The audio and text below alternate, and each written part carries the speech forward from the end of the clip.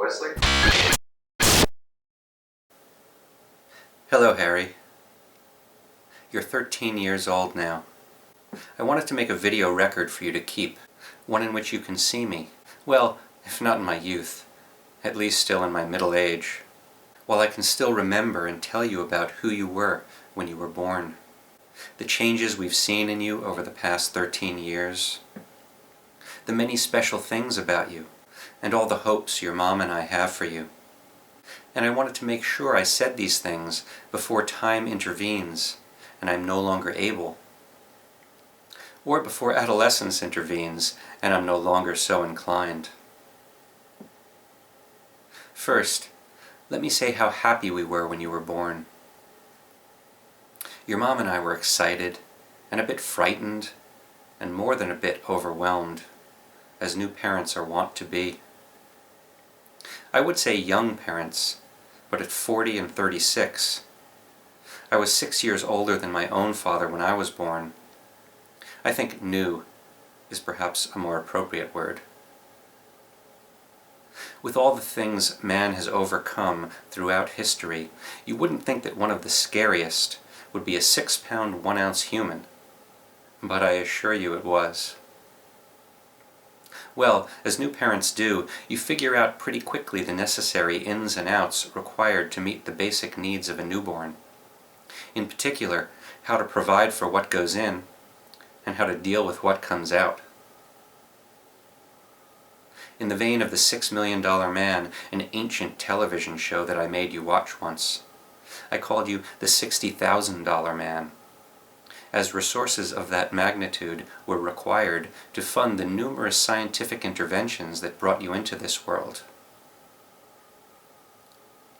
I try to keep in perspective how goofy parents are about their kids, and I was no exception, though I was perhaps a bit more understated than most. The sort of pride parents have that's not founded in any sort of logic, but rather in their desire to see the best in and seek the best for their kids. Although your mom has assumed more of the primary caregiver role over the years, I don't think she changed a diaper in your first 5 weeks, and I insisted on buying all your clothes and cutting your hair for your first 10 years of life, finally giving in and allowing your mom to shop for you and set appointments for others to give you haircuts. For better or worse, usually some combination of the two, you just hope that as a parent, the better choices you make overcome any ill effects of the not-so-good.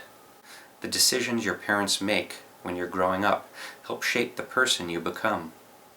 For example, my insistence on placing the spoon in each hand an equal number of times gave you the opportunity to become left-handed. I don't yet know, however, the result of the decision I made to permit the watching of only a single episode of Arrow each day. I do hope, at least, you learn to appreciate that as parents, we try to make the best decisions in no one's best interest but yours. Some of my most vivid and meaningful memories have you in them. Whether that's of us laughing hysterically at one of life's zany moments, or a joke that made sense only to us, playing wiffle ball or soccer, or learning how to ride a bike in the Montgomery Apartments courtyard every day after work, you riding on the back of my bike while we cranked up and zipped down precariously perched paths carved into the mountainside of our town in Japan, carrying you on my shoulders, which I did a lot of, or the bright blue eyes you had on the day you were born. I wonder what memories of your life so far are important to you. When you were born, you didn't cry very much at all. Probably because the umbilical cord was wrapped around your neck 4 times, forcing you to conserve your energy. Your quiet nature and lack of need to cry persisted throughout childhood. I remember when your brother gave you a little push as you were getting into the tub in Japan, resulting in a golf ball-sized knot in the middle of your forehead. I remember staying up half the night to ice it, even though I had to get a 4:30 a.m. taxi to the airport. You never made a peep, and you fell asleep in my lap. From an early age, you've always been hardy, resilient, and solidly built, which I'm sure comes from the samurai lineage of your mother's side of the family. Even when you were 4 years old, playing soccer at the old Highland Park Y with Coach Spencer, I remember you bolting around the gym and careening off the 6-year-olds like a pinball. But each time you lost your footing, you got up again.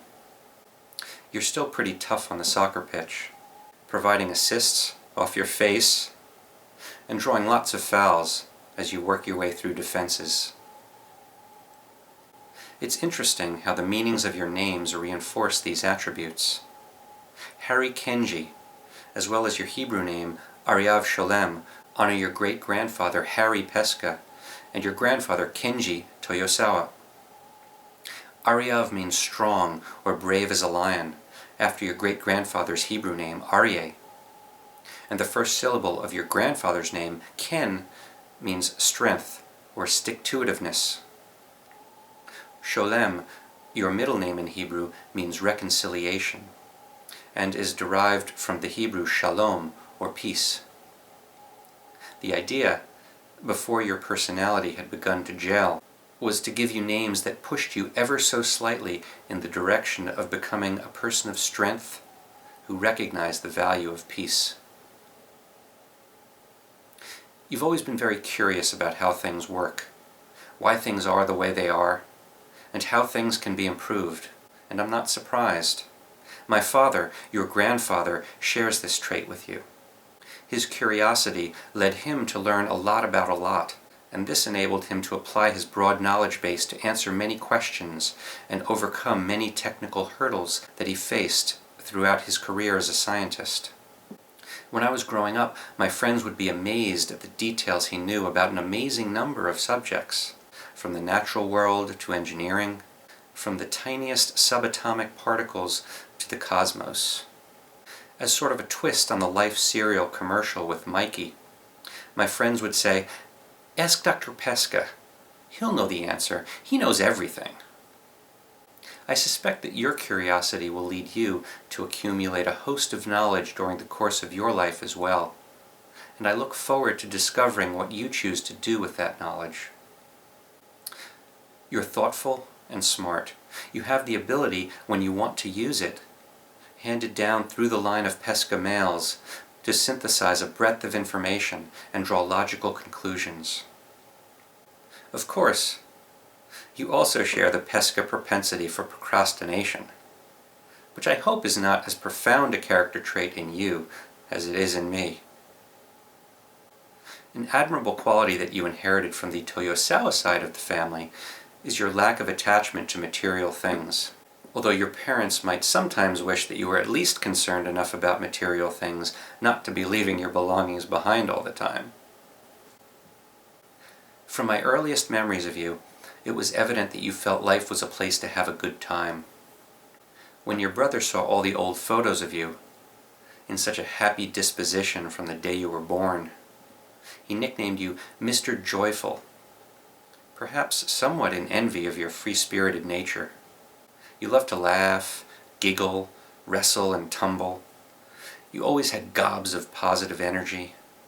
And you were pretty nimble, too, frustrating my every attempt to corral you to get you to preschool on time while you darted around like an ape on all fours, your trademark mode of ambulation, and reveled like I was in on the joke, too. While I hope there are parts of your life that you earmarked to take seriously, I also hope you retain your innate ability to find joy in many things. You might not yet know how valuable and how special an ability that is. For months, I've been asking myself, what is a bar mitzvah? What should this day mean? Or for that matter, any of the significant milestones in your life?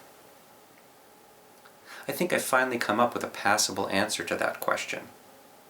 As much as these are times for pure celebration, they're also opportunities to sit back and take stock. Not for me, or your mom, or the Jewish community, or even secular society, but for you to pause and think about what brought you to this moment, what you had to accomplish to get here, what's important to you, and where you want to go from here. It may be difficult to do as we celebrate today, among our friends and family, and amid all this choreographed activity. But if you can take a moment over the next week or month or year to reflect on these things, then all of the planning and hard work and focus that encompassed this event was worth it. As far back as I can remember, you've always been interested in being a grown-up, taking on the next set of responsibilities, being just that much more grown-up than you were at the time. Ask yourself questions and try to answer them. Let your mind go wild. Find something you love to do and sink your teeth into it, even if it has to do with computer games or fantasy football. It's amazing you can make a living pursuing almost any passion these days, and I look forward to you finding your passion. Make a spontaneous decision to try something new. You may surprise yourself. Like your mom, I agree it was fortunate you were able to live in Japan as a child, even if only for a short while. I hope that experience gives you a measure of perspective that, as wonderful a town as Highland Park, New Jersey is, the world is a very big place with much to offer, including many opportunities for you to make your own unique imprint.